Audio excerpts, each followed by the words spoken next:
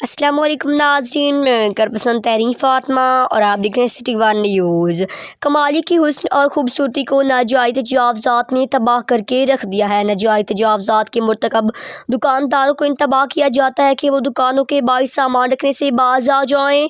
اے سی کمالیہ محمد Irfan Hanjra, assistant commissioner اور administrator municipal committee Kamalia محمد عرفان ہنجرا کے حکم پر کمالیہ میں مرحلہ وار ناجائز تجاوزات کے خلاف آپریشن کا آغاز کر دیا گیا ہے۔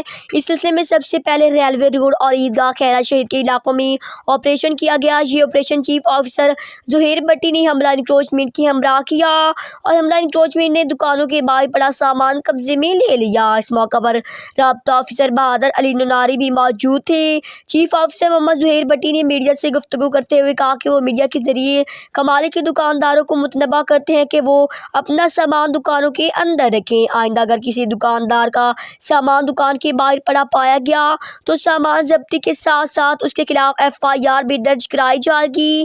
کسی بھی دکاندار کو سامان باہر رکھنے کی اجازت نہیں دی جائے گی۔ ڈوبہ کی تحصیل کمالیہ سے ڈسٹرکٹ رپورٹر مقبول طارق۔